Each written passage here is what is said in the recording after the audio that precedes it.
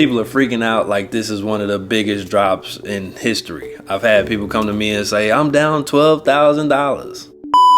What up world, it's your boy RD. Welcome to Journey to the Bag. So if you've been watching the news, you've seen all the headlines talking about how the Dow Jones dropped over 1,000 points in a single day. Is it really as big a deal as they're making it out to be? Or do we all just need a little bit of perspective? The simple answer is yes.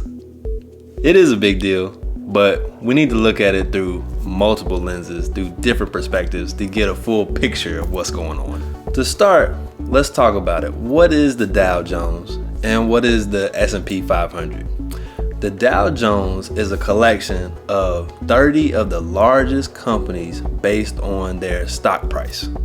The S&P 500, you guessed it, is 500 of the top companies based on market cap.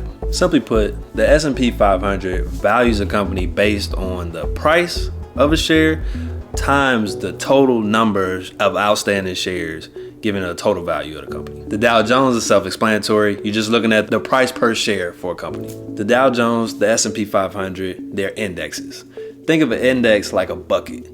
And in this bucket, you have a bunch of different companies and you put your money in and it's spread across the different companies. So when the companies are performing well, you'll see the water in the bucket rise.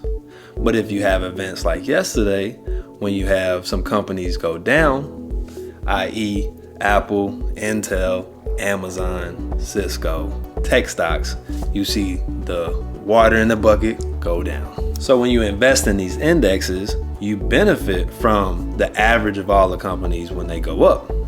But you also can see the downside if the averages go down. But was it even really a crash? A crash is considered a 20% drop in a short amount of time. So on Monday, the Dow dropped over 1,000 points. But when you look at it, it's only 2.6%. So even though we had a 2.6% drop, you gotta look at, we were coming from a 40,000 record high. People are looking at their dollars more than they're looking at the actual percentage. The higher the high, the bigger the fall. If we look through history, we have some notable crashes. 1987, Black Monday, 22% drop. 1929, Black Tuesday, 12% drop and a 13% drop back to back. That was considered a crash. 2002, you had the dot-com bubble. The NASDAQ lost nearly 80% of its value. 2008, financial crisis. Major indexes lost nearly 20% of their value, especially in the month of September. September historically is always a bad month for the market. It's the last month before the fourth quarter when it really hits the fan. You also have to consider election years. 2008 was an election year. During election years, there's a lot of uncertainty. Businesses and just people in general don't know what the economy is going to look like if someone were to be replaced as a president. So with yesterday's drama, we didn't even hit crash levels. We didn't even hit correction levels, which are classified as 10% or more drop.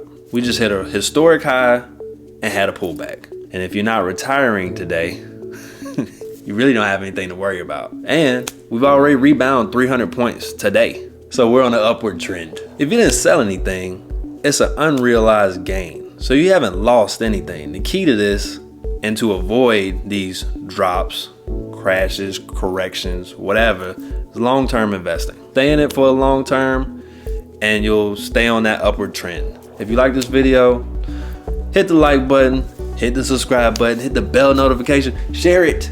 I need other people to watch the video. And remember, the world is yours. I catch you on the next one. Peace.